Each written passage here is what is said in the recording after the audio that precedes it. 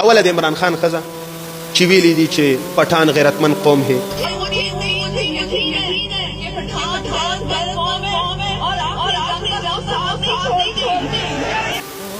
اول دې ته سوچ وکړه چې دا خلک موږ ته دا پټان څه لوي. ګوره پنجابیان وکړه په پنجاب کې اوسېږي موږ ته پنجابیان یو. سیند خلک وکړه سیند کې اوسېږي موږ ته سیندیان یو. موږ یو پښتانه پښتونخوا کې ژوند کوو. موږ ته پټان خلک ولې وي؟ پټان اصل معنی دو قمقل. موږ یو قمقل وو. د تا میړه دی او ته ژوندی پاتې کېږي. د دغه عمران خان دی وجې خلکو ته عزت میلاو دی. څوک ګورنل شوی دی، څوک یې مینې شوی دی، څوک پکې بله غټه عهده حاصله کړې ده، هغه ټول ژوندي پاتې کېږي. تا له یې څه فایده دیر کړې ده چې ته ځان ویژنې والته درومې؟ دې ته دې کله سوچ و فکر کړی دی؟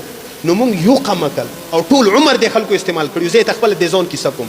د فیصل آباد کې مو سبق ویلو په یو مدرسه کې، هلته مې داخله وکړه.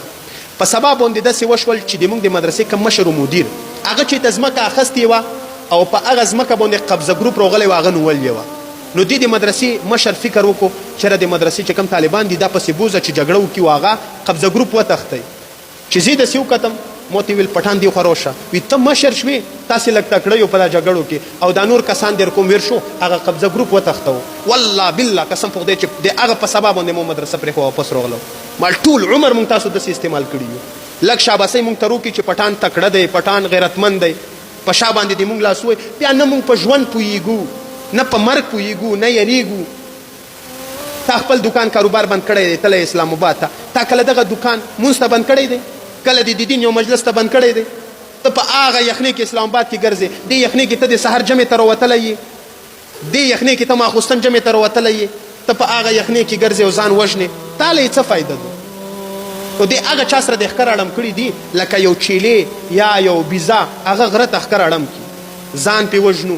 دومره پنجابیانو کې یو کس وښیه چې هغه وژل شوی په شمار به یو یا یو به هم نه وي. څومره موږ پښتانه ووژل شو. هغه د بابړې تاریخ یې په موږ را ژوندی کړو. بابړه کې 1948 12 اګست د زیارت په ورځ د موږ نه شپږ 700 مړي شوي.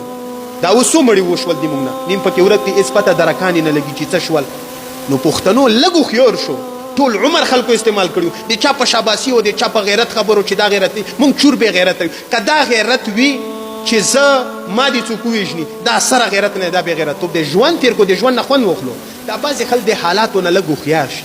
خو د کم وخت نه دغه حالات د موږ سره روان دي. څومره چې د حالات تېرېږي په کار دا ده چې موږ هوښیار شو. نور هم قمقلان کېږو، نور هم سادهګان دي موږ د ځان نه جوړو.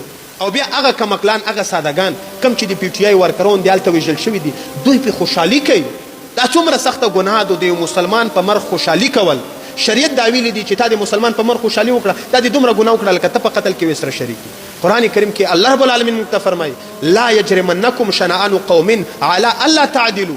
د یو قوم سره د یو پارټي سره تا ضد دې حتی ونه رسېږي چې تا نه بېانصافي وشي چې ته د هغه په مرګ باندې خوشحالي کې. دا د هغه نه غټ کمقلتوب دی د موږ. نو ورونو لږ هوښیار شو. الله رب العالمین دې مونږ هوښیار کړي. کم خلک هلته وژل شوي دي رب العالمین دې د هغوی ته د شهادت مرګ ویر کړي او رب العالمین دې د هغوی چې کم اهل و عیال دی هغوی ته د الله رب العالمین صبر ویر کړي.